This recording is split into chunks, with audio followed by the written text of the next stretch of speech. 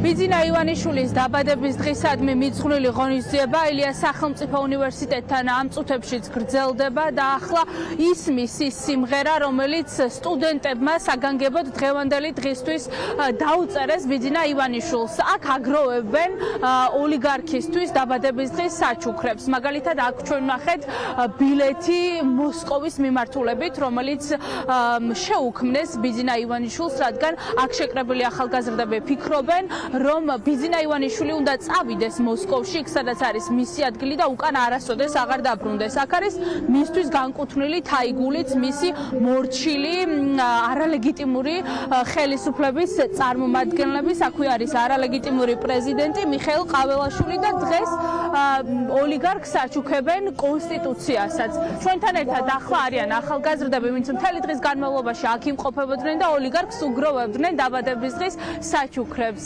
გამარჯობა.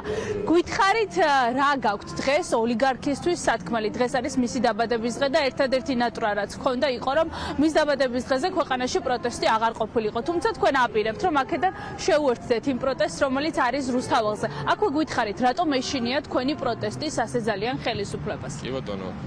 ივანიშვილს უსურვებთ, რომ იცხოვროს კარგად და ბედნიერად შორს რუსეთში, მოსკოვში, თავის სახლში.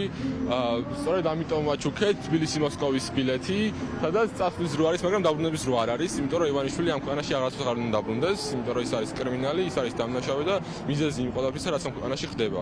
რატო ეშინია ჩვენი პასუხი მარტივია, ასეთი ტიპის რეჟიმებს ყოველთვის ეშინია თავისუფალი ხალხის. და გამომდინარე იქიდან, რომ თავისუფალი ხალხი ვართ, გამომდინარე იქიდან, რომ სტუდენტები ვართ და ამ ქვეყანაში სტუდენტები ყოველთვის რაღაც მებრძოლი ხალხი იყვნენ, რეჟიმს ეშინია და რეჟიმი იყენებს ყველა იმ ძალას, რომ დააშინოს სტუდენტები. იქნება კამერების განლაგება, ეს იქნება 5 ეკიპაჟი დგას, უკვე 5 საათის განმავლობაში აქ, ხო?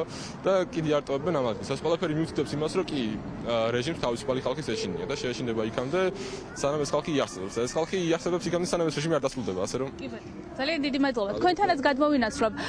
მას შემდეგ, რაც თქვენ მოხვედით აქ და დაიწყეთ ეს პერფორმანსი, ჩვენ ვხედავთ, რომ შინაგან საქმეთა სამინისტროს თანამშრომლები, მათ შორის მაღალჩინოსნები მობილიზდნენ ადგილზე. რატომ ეშინია ასე ქართულ ოცნებას თქვენი პროტესტის და რატომ ცდილობს ყველა ჯერზე თქვენი ხმა ჩაახშოს?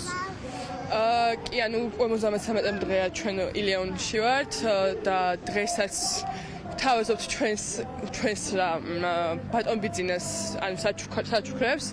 დგან აქ რავი რამოდენიმე საათია იმის შემდეგ რაც ეს ასე ვთქვათ ინსტალაცია გავაწყვეთ. ეშინია იმიტომ რომ ჩვენ გვაქვს ხმა და ჩვენ ხმას აქვს ძალა. ეშინიათ იმიტომ რომ ჩვენ არ ვჩერდებით და არ გვაშინებს არც მათი უაზრო კანონები, არც ასე ვთქვათ დაშინების ცდილობები და ჩვენ ვიქნებით აქ მანამდე სანამ არ მივაღწევთ ჩვენს მიზანს. ხომ არ გაქვთ გეგმა როგორ გაუგზავნით აქ მოგროვილ შეგროვებულ საჩუქრებს ბიძინა ივანიშვილს?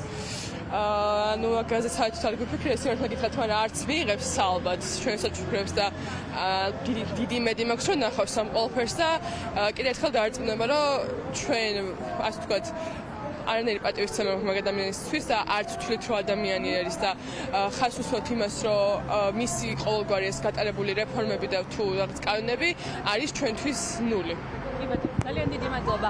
ეს არის სურვილების დაფაც. აქ მოქალაქეები, ახალგაზრდები ბიძინა ივანიშვილს უსურვებენ, რომ ხანგრძლივი და ბედნიერი ცხოვრება ჰქონდეს, ოღონდ შორეულ რუსეთში. ასეთი არის ვითარება.